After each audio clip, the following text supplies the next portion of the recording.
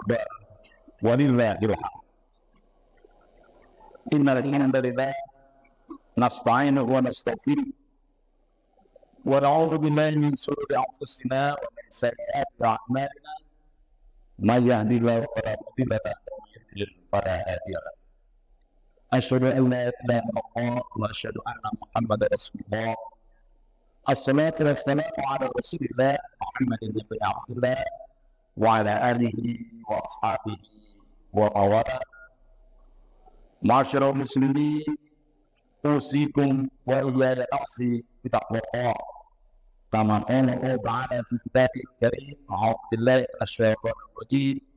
Ya ayyuhalladzina amanu taqullaha haqqa tuqatih wa la tamutunna illa wa antum muslimun. Sidang salat Id yang terhormat, hari ini kita berkumpul di sini untuk melaksanakan salat dan kemudian melaksanakan ibadah kurban. Ibadah kurban adalah pelaksanaan sunnah dari Nabi Ibrahim alaihissalam.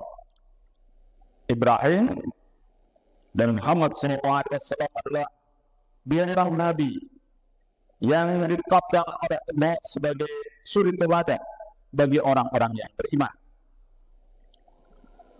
A'udzu billahi minasyaitonir rajim. Qad kanat lakum uswatun hasanah fi Ibrahim walladzina ma'ahu idh qalu liqaumihim inna bura'a'u minkum wa mimma ta'buduna min dunillah. Sungguh benar-benar ada suri teladan baik bagimu pada diri Ibrahim dan orang-orang yang bersama dengannya, ketika mereka berkata kepada kaumnya, sesungguhnya kami berlepas diri dari kamu dan dari apa yang kamu sembah selain Allah. Surat Al-Mubadilah ayat 4. Teladan Nabi Ibrahim adalah keteguhan dalam berpegang kepada tauhid dan pengorbanannya yang sangat besar.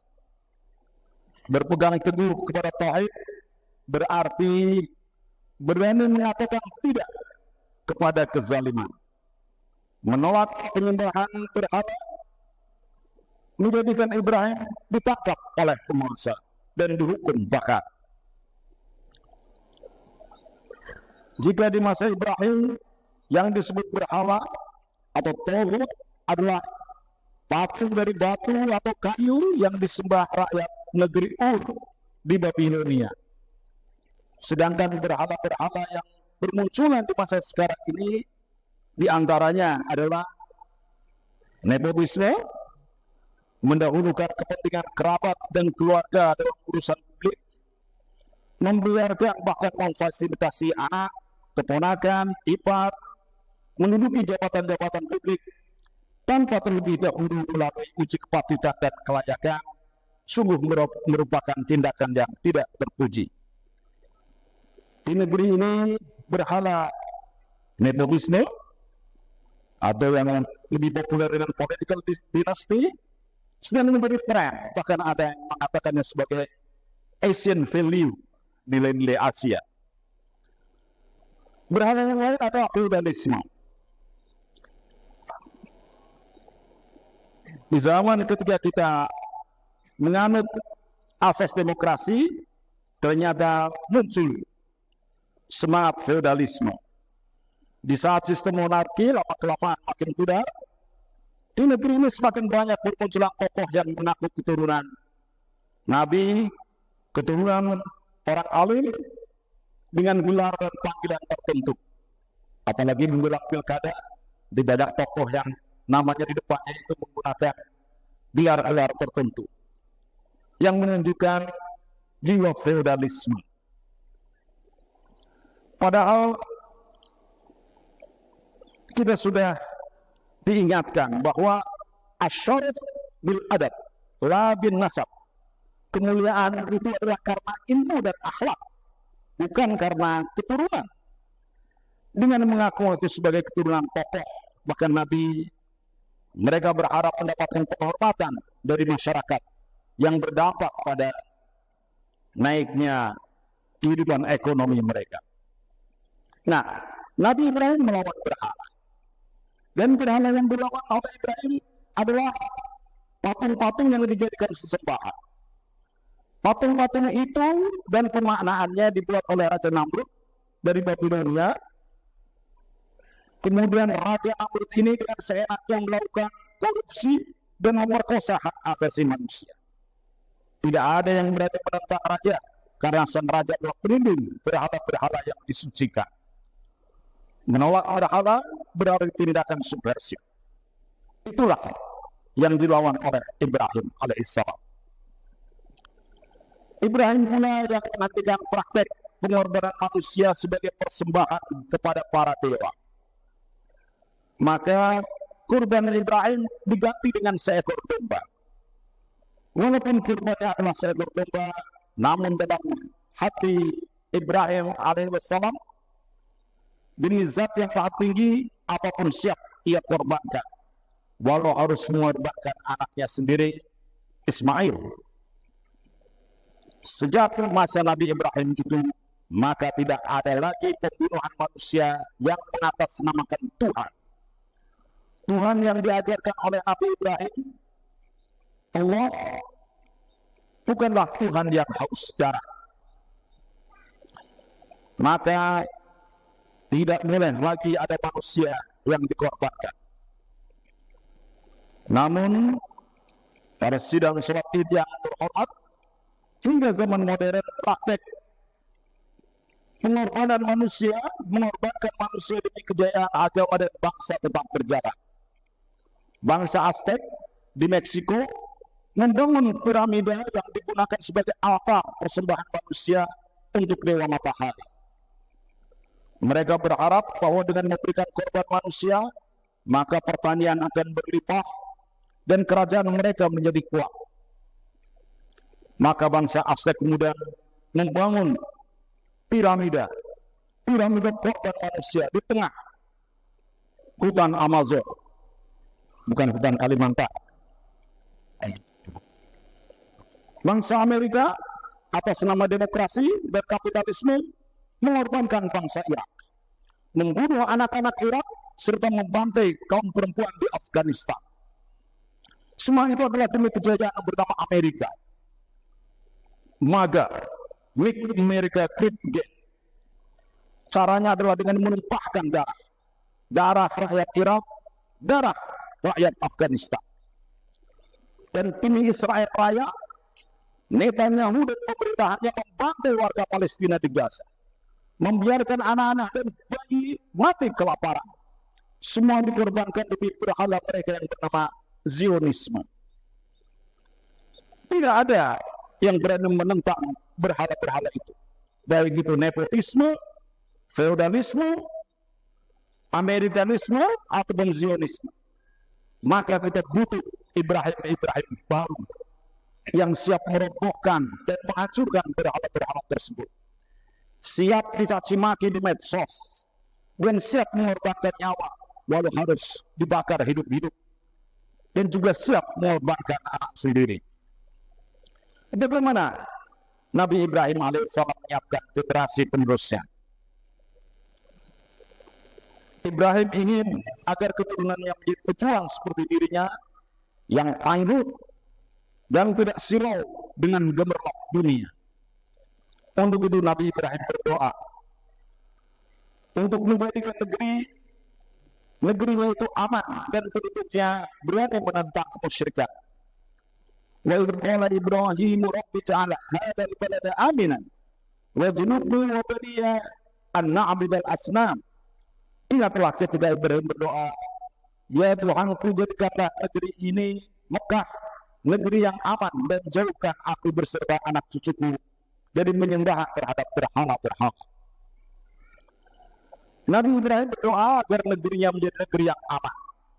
Negerinya tidak dikuasai oleh investor asing, negerinya tidak dikuasai oleh para koruptor, dan yang lebih penting lagi adalah agar anak keturunannya tidak menjadi pemuja harta dan kekuasaan. Jika masyarakat sudah memuja kekayaan dan senang berdekat-dekatan dengan penguasa, serta mengabaikan mereka yang miskin dan terpinggirkan, maka itu adalah tanda keberangkutan moral. Di sini dibutuhkan pendidikan yang baik untuk anak-anak generasi muda kita.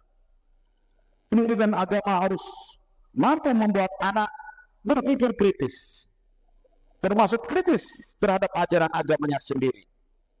Maka nalar anak ini harus diasah dengan latihan berpikir dan tidak dijejali dengan hafalan.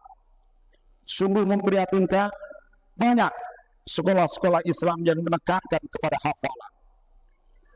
Anak-anak kita banyak yang hafal Quran namun tidak tahu artinya. Padahal perintah dalam Al-Quran adalah iqra, membaca. Dan membaca adalah upaya untuk memahami. To read is to comprehend. Maka pendidikan harus menjadikan anak kita ini tertanam dalam diri mereka itu membatalkan kreatif, komunikatif, kolaboratif, mampu bekerja sama, kemudian kritis dalam berpikir. Kemudian doa Nabi Ibrahim yang kedua adalah bagaimana agar anak-anaknya itu menegakkan sholat, negeri yang didiami berlimpah rezeki berupa buah-buahan, dan seluruh umat manusia tertarik dan mencintai negeri tersebut.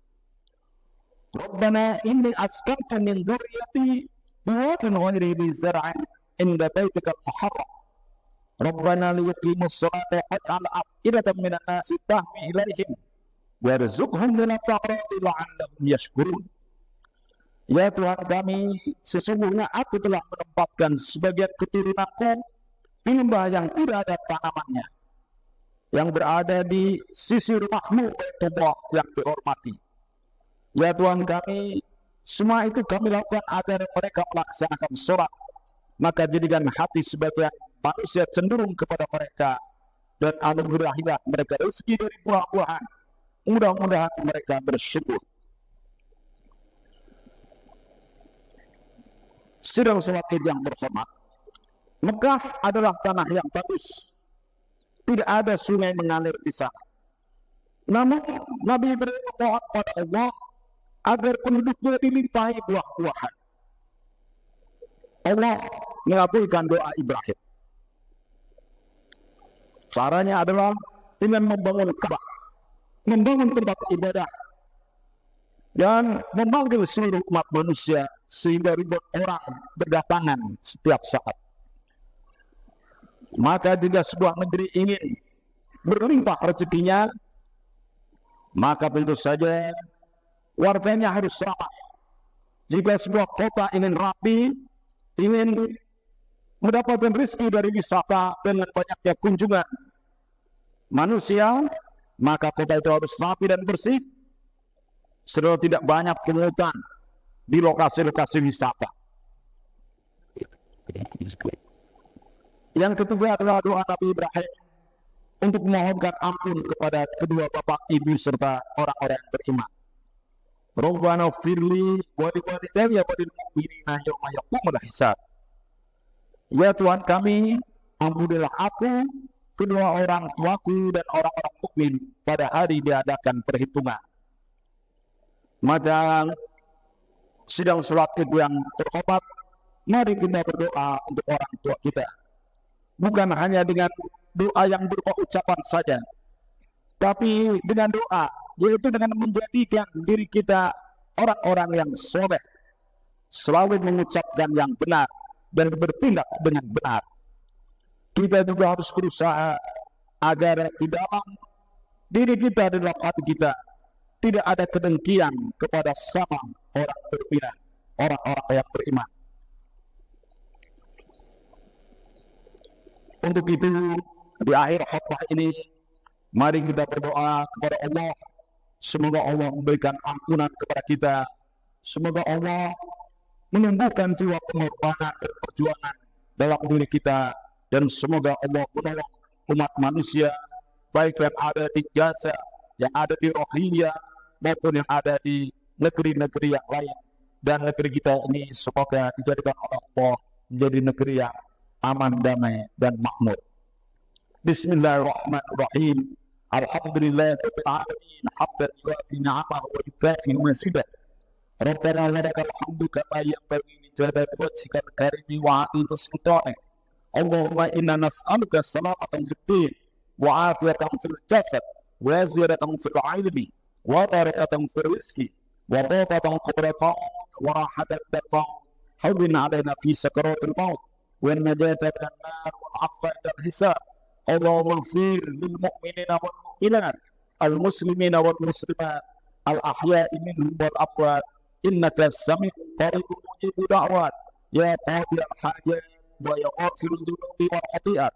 Allahumma ij'al hadha baladan amina warzuq ahlahu min at-thamarati man amana minhum billahi wal yawmil akhir. Allahumma a'izz al-islam wal muslimin wa aslih wulat al-muslimin wa wafiqhum fil 'amali bima fihi salah al-islam wal muslimin. Allahumma ahlik al-kafarata wal mubtada'ata wal musyrikin was sahyunin a'da'aka a'da'ad-din. Allahumma shaddid shamlahum wa masik jam'ahum wa silsil aqdamahum wa alqi fi qulubihim ru'ba innaka 'ala kulli syai'in qadir. Rabbana atina fid dunya hasanah wa fil akhirati hasanah wa qina 'adzabannar. Walhamdulillahi rabbil alamin. Wassalamu alaikum warahmatullahi wabarakatuh. Thank you.